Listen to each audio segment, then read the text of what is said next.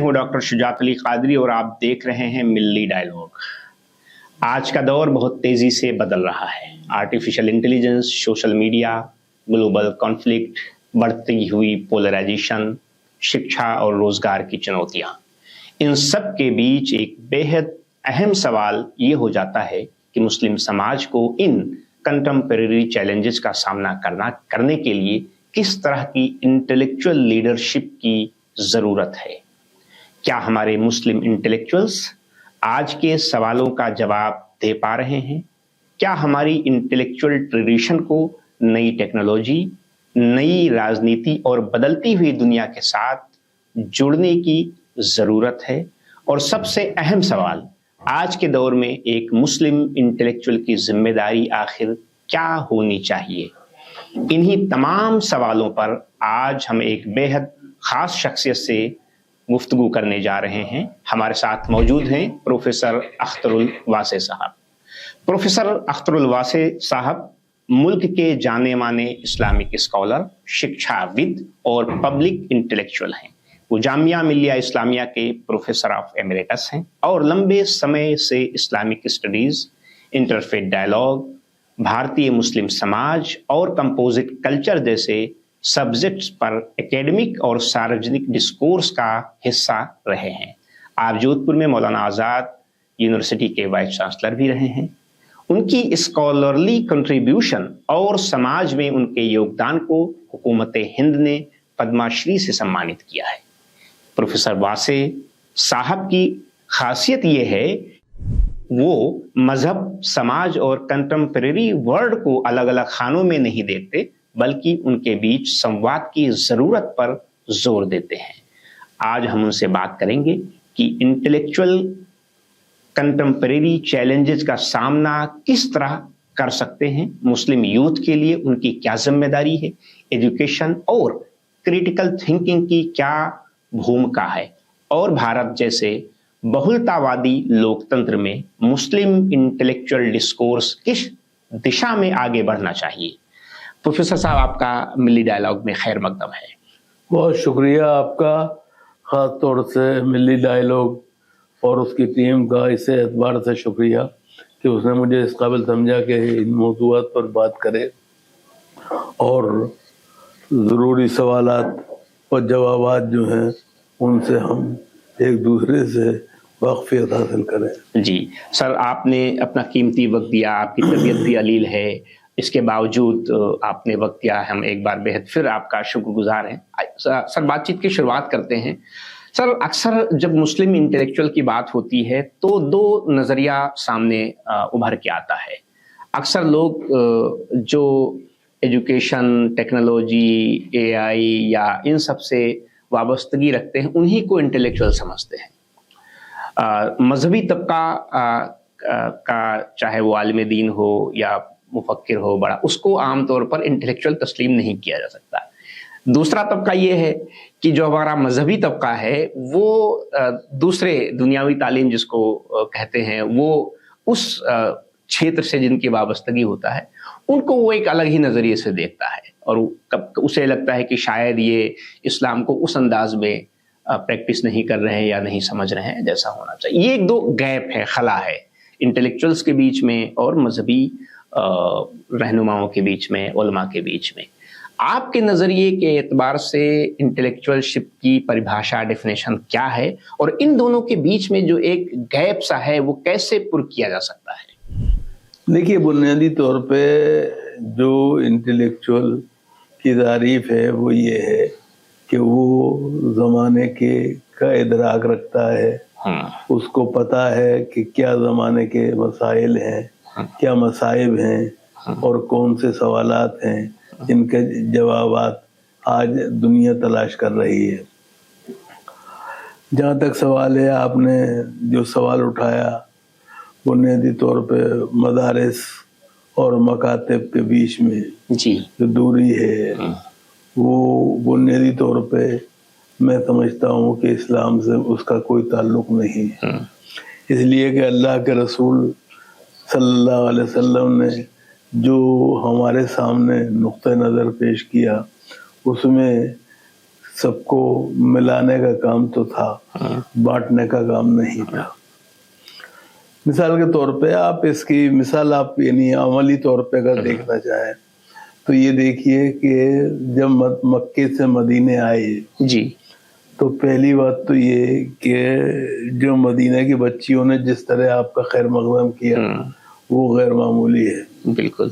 اور ہمیں دیکھنا چاہیے آج ہمارے یہاں تالی بجانے میں بہت کیا ہنگامہ ہوتا ہے، لیکن ہم بھول جاتے ہیں کہ مدینہ کی بچیوں نے رسول اللہ صلی اللہ علیہ وسلم اور ان کے ساتھیوں کا استقبال جو کیا تھا وہ رقص کر کے اور گانا گا کے کیا تھا، جو اس وقت رواج میں تھا، جو اس وقت رواج میں تھا۔ نہیں، ظاہری بات ہے کہ ظاہر وہ اپنے زمانے کے مطابق ہی کریں گے، لیکن سوال یہ کہ وہ ہمارے لیے حجت ہمیشہ کے لیے بنے گا۔ جس کو رسول اللہ نے جائز قرار دیا یا منع نہیں کیا یا روکا نہیں، وہ بنیادی طور پہ۔ دوسری بات یہ کہ جو جہاں تک یونیورسٹیوں کا اور مدرسوں کا تعلق ہے، اگر آپ دیکھیں تو اللہ کے رسول صلی اللہ علیہ وسلم کا سب سے بڑا احسان یہ ہے، اور رحمت للعالمین میں اسی لیے انہیں مانتا ہوں خاص طور سے، کہ ایک ایسے زمانے میں جب کہ لوگوں کو علم حرف و دانش کیا حاصل کرنا تو بڑی بات ہے، سننے کی اجازت بھی نہیں تھی، اور اگر غلطی سے پڑ جائے کسی کان میں تو اس کے کان میں کیا گرم سیسا پگھلا کے ڈال دیا جاتا تھا۔ ایک ایسے وقت میں اللہ کے رسول صلی اللہ علیہ وسلم نے فرمایا علم حاصل کرنا فرض ہے ہر مسلمان مرد پر، ہر مسلمان عورت پر، اور علم حاصل کرو ماں کی گود سے لے کے قبر تک۔ اور آپ نے فرمایا کہ حکمت مومن کی گمشدہ پونجی ہے، وہ اسے جہاں سے ملے حاصل کرنی چاہیے۔ تو اللہ کے رسول صلی اللہ علیہ وسلم نے ہمارے لیے سارے دروازے کھول دیے۔ اب سوال یہ ہے کہ ہم نے ان دروازوں پہ اپنے کو اگر خود بند کر لیا ہے تو اس کے لیے کون ذمہ دار ہے؟ ہماری، اور اس کے لیے ہم خود ذمہ دار ہیں اور کوئی ذمہ دار نہیں ہے۔ دوسری بات جو ہے وہ یہ کہ آپ اگر یہ دیکھیں کہ مدینے کے جنگی قیدیوں کو جو بدر کے میدان سے پکڑ کے لائے گئے تھے، جب ان کی رہائی کا وقت آیا تو دو ان کے سامنے صورت سے شرطیں رکھی گئیں، یا تو آپ فدیہ دیجئے جی، یا مدینے کے بچے اور بچیوں کو پڑھائیے اور رہائی پہ جائیے۔ سوال یہ ہے کہ وہ قرآن کو مانتے نہیں تھے، حدیث کو جانتے نہیں تھے، صحیح۔ ایک ایسے وقت میں ان سے کیا پڑھوایا گیا ہو؟ جی معلوم ہوا کہ پڑھوایا گیا ان سے وہی جو حروف تہجی اور کیا پہاڑے گنتی کے معمولی اسباق ہوتے ہیں۔ پتہ چلا کہ اللہ کے رسول صلی اللہ علیہ وسلم نے ہمارے سامنے ایک معیار رکھا، ہمیں اپنے بچوں کے مذہب کی فکر کرنی چاہیے، بالکل، لیکن اساتذہ کا مذہب نہیں، ان کی صلاحیت دیکھنی چاہیے۔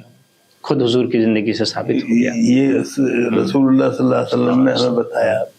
تو بنیادی طور پہ پھر یہ کہ آپ بنیادی طور پہ ماں نہیں تھے، باپ تھے، لیکن آپ نے کہا کہ علم حاصل کرو ماں کی گود سے لے کے قبر تک۔ اس کا مطلب کیا ہے؟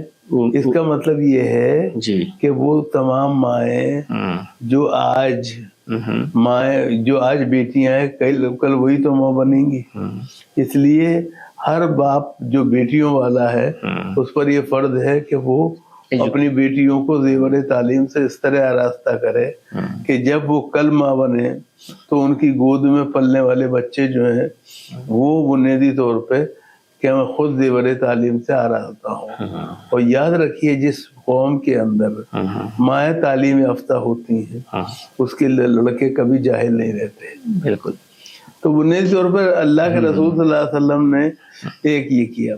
دوسرے ایک بات اور، جی میں آپ سے ایک بات پوچھتا ہوں جو آپ نے انٹلیکچوئلز کی حوالے سے بات کی ہے کہ بنیادی طور پہ ایک ایسے زمانے میں جب کہ آکسفورڈ، کیمبرج، ہارورڈ نہیں تھے، بلکہ ان کا تصور بھی نہیں تھا، ایک ایسے وقت میں وہ لوگ جنہوں نے اس ملک کو، دنیا کی بات چھوڑ دی، اس ملک کو تاج محل کا حسن، لال قلعے کی پختگی، قطب مینار کی بلندی، شاہجہانی مسجد کا تقدس دیا، وہ کہاں سے پڑھ کے آئے تھے؟ جی ہمیں یہ نہیں بھولنا چاہیے کہ ہمارے مدرسوں میں ایک ہی وقت میں ایک ہی کلاس روم سے اگر مجدد الثانی پیدا کیے، دوسری طرف تاج محل کا معمار احمد اللہ پیدا کیا، اور حکومت وقت کے کارندے پیدا کیے، تو بنیادی طور پہ یہ ہمارے مدرسوں کا کارنامہ تھا۔ اور انہوں نے بنیادی طور پہ ایک طرف ہمیں اگر مفتی دیے، ہمیں اگر مفسر دیے، محدث دیے، متکلم دیے، صوفیہ دیے، دوسری طرف انہوں نے ہمیں انجینئر اور دوسرے لوگ بھی دیے۔ ہمیں خیال رکھنا چاہیے۔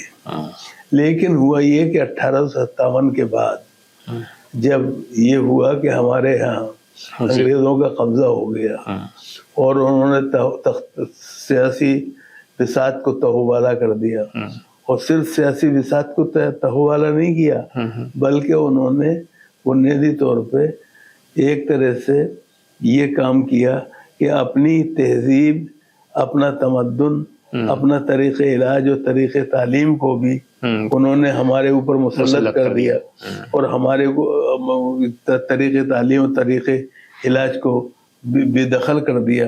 ایسے وقت میں ہمارے بزرگوں نے سوچا کہ اگر کچھ نہیں کر سکتے تو اتنا تو کر سکتے ہیں کہ ہم اپنے مذہب کو بچا لیں اور آنے والی نسلوں کو۔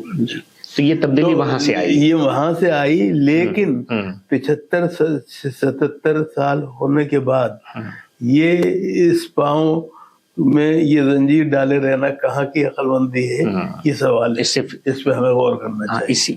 اگر کل وہ ہو سکتا ہے تو آج کیوں نہیں ہو سکتا؟ اور یہی کام تو سر انٹلیکچوئلس کا ہوتا ہے۔ تو بنیادی طور پہ ایسا ہے، شبلی، سر سید، مولانا آزاد، سب نے اس بات کو بار بار اٹھایا اور اس بات کو دوبارہ کیا میں زندہ کرنے کی کوشش کی، لیکن ان کی نہیں سنی گئی۔ نتیجہ یہ ہوا کہ ہم وہاں ہیں جہاں سے خود ہم کو بھی ہماری خبر نہیں ہے۔ جی سر، ایک بہت امپورٹنٹ آسپیکٹ ہے کہ جو انٹلیکچوئلس ہوتا ہے کسی بھی کمیونٹی میں اور کسی بھی سوسائٹی میں، کسی بھی مذہب میں، وہ اس کمیونٹی کو ایک نئی دشا دیتا ہے، ایک لائن لینتھ دیتا ہے، اور ریفارم وہیں سے وجود میں آتے ہیں، کریٹیکل تھنکنگ بھی آتی ہے۔ آج اگر ہم مسلم سوسائٹی کی بات کریں، مسلم کمیونٹی کی بات کریں، تو ہمارے ہاں جو انٹلیکچوئلس ہیں انہوں نے اپنے آپ کو محدود کر لیا ہے صرف ریئیکشن دینے تک، یعنی کوئی حل یا اگر سمسیا ہے، پرابلم ہے، تو اس کا نوارن کیا ہونا چاہیے، اس کی طرف کوئی خاص توجہ نہیں ہے۔ انہوں نے اپنی انٹلیکچولیٹی کی سیما یہ طے کر لی ہے کہ کوئی مسائل ہے، اس کی ہم نشاندہی کر دیں گے اور اس پہ ریئیکشن دے دیں گے، اور وہ ہماری ذمہ داری ہو جائے گی۔ نہیں، دیکھیے، بنیادی طور پہ ایک بات آپ کو انٹلیکچوئلس کو قصوروار قرار دیتے ہو، یہ نہیں کہتا کہ آپ غلط کہہ رہے ہیں، بڑی حد تک آپ بات صحیح کہہ رہے ہیں، لیکن بنیادی طور پہ یہ بھی بات اپنے سامنے رکھیے کہ ہماری قوم جو ہے اس نے بھی انکار کی تمام سنتوں کو ایک طرح سے زندہ کر دیا ہے، اور کیا میں زندہ رکھ کر کے ایک طرح سے اس جگہ پہنچا دیا ہے جہاں سے نہیں۔ سر سید نے جب کہا تو معلومہ نہیں مانی شروع میں۔ آج آپ ذرا غور فرمائیے، سر سید انٹلیکچوئل تھے، اگر سر سید تھے تو ہم یہاں ہیں، سر سید نہ ہوتے تو ہم کہاں ہوتے، یہ سوچنے کی بات ہے۔ شبلی نے جو کچھ کہا لڑکیوں کی تعلیم یا دوسرے مسئلے پہ، ہم نے اس پر کہاں زور دیا اور کہاں غور کیا۔ آخر میں وہ بھی بہت 20ویں صدی کے سے دوسرے دہائی میں یا دوسرے دہے میں، کیا میں دوسرا ایک طرح دہا سے، یعنی 50 نصف صدی گزر جانے کے بعد 20ویں صدی ہم نے لڑکیوں کے مدرسوں کی کوشش کی۔ مولانا آزاد کو نے جب تقسیم سے روکنا چاہا تو ہم نے نہیں روکے، اور انکار کی بقول مولانا آزاد سے میں نے لیا، انکار کی ساری سنتیں مسلمانوں نے زندہ کر دی۔ تو بنیادی طور پہ یہ بات ہمیں مان کے چلنی چاہیے کہ مسلمانوں نے خود اپنے آپ کو اس قابل بنایا ہے کہ وہ اس حالت میں ان سے لوگ سزا۔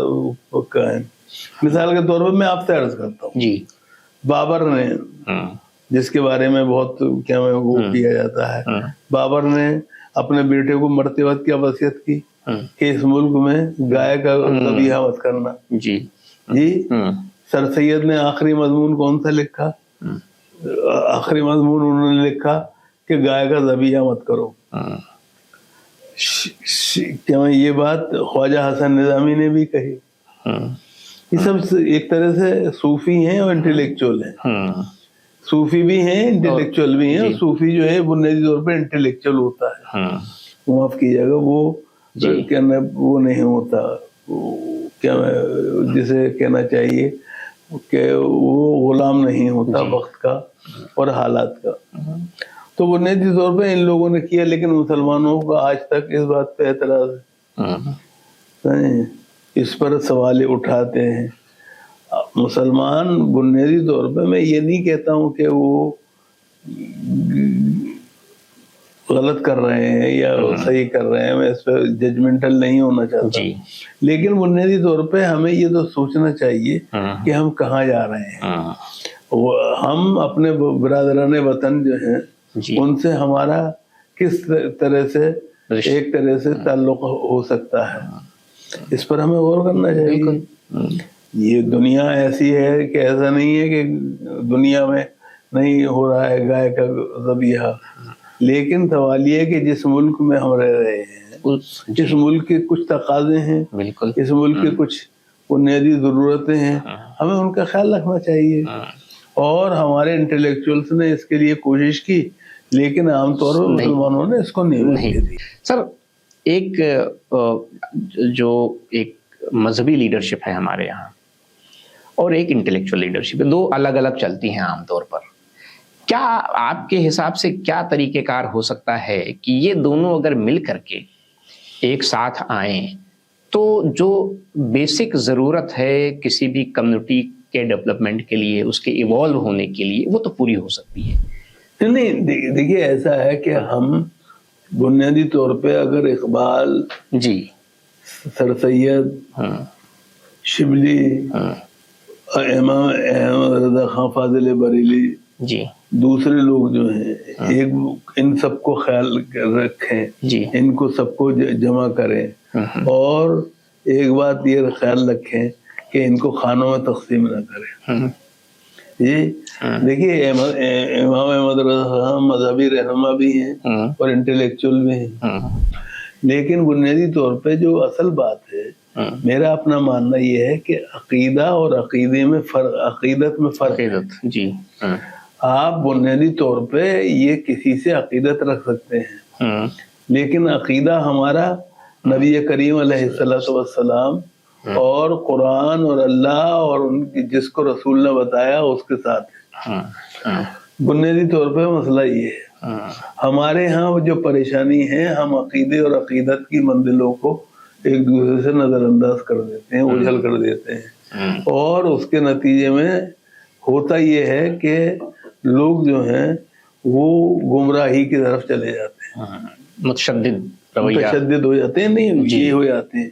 میں اس بات کا پوری طرح اس بات کا احترام کرتا ہوں کہ آپ کا عقیدہ کیا ہے۔ جی سر، آپ کیا میسج دینا چاہیں گے، خاص کر اب تو یوتھ کا زمانہ ہے اور مسلم یوتھ بڑی تعداد میں ہے ہمارے ملک میں، سوشل میڈیا کا یوز کرتے ہیں، آج کل AI آ گیا، بہت ساری ٹیکنالوجی آ گیا، تو آپ مسلم یوتھ کے لیے آپ کی کیا ایڈوائز ہوگی؟ نہیں، مسلم یوتھ کے لیے میری ایڈوائز یہی ہے کہ بنیادی طور پہ ہمیں 2-3 باتوں کا خیال رکھنا چاہیے۔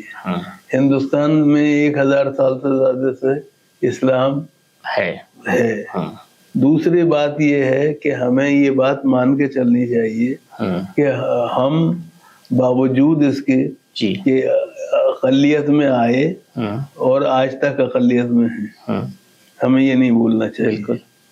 تو ہمیں بنیادی طور پہ اس بات پہ غور کرنا چاہیے کہ ہمارے بزرگوں نے کس رواداری اور وفاداری سے کام لیا اور ایک طرح سے رکھا. تو اور ہمیں بنیادی طور پہ جو بات میں ہمیشہ کہتا رہا ہوں اس پر ہمارے نوجوانوں کو غور کرنا چاہیے کہ وہ کام جو اللہ کے کرنے کے ہیں جی وہ اللہ کو کرنے دینے چاہیے. جی. جو ان کے کرنے کے کام ہیں وہ خود وہ کریں جس کے لیے مکلف کیے گئے ہیں، جس کے لیے ان سے سوال کیا جائے گا. بنیادی طور پہ یہ سوال ہمارے نوجوانوں کو دیکھنا چاہیے. ہمارے نوجوانوں کو یہ سوچنا چاہیے کہ ہم کس طرح سے ایک دوسرے سے کام آ سکتے ہیں، ایک دوسرے کے لیے منفعت بخش ہو سکتے ہیں. جی.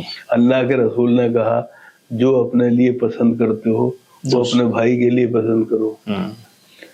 تو اللہ کے رسول صلی اللہ علیہ وسلم سے زیادہ تو کوئی حکمت والا وہ ہے نہیں، اور بنیادی طور پہ ہمیں اس پر عمل کرنا چاہیے. جی.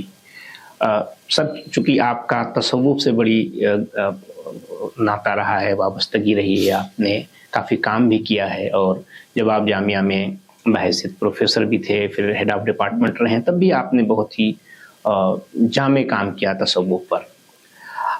جس سرزمین پہ ہم آپ بیٹھے ہیں یہ حضرت نظام الدین کی سرزمین ہے، اور حضرت نظام الدین اور ان کے جو خلفاء حضرت امیر خسرو، انہوں نے ہندوستانیت کو فروغ دینے میں یہاں کی تہذیب کو، کلچر کو، جس کا آپ نے بھی ذکر کیا، بہت ہی امپورٹنٹ رول ادا کیا.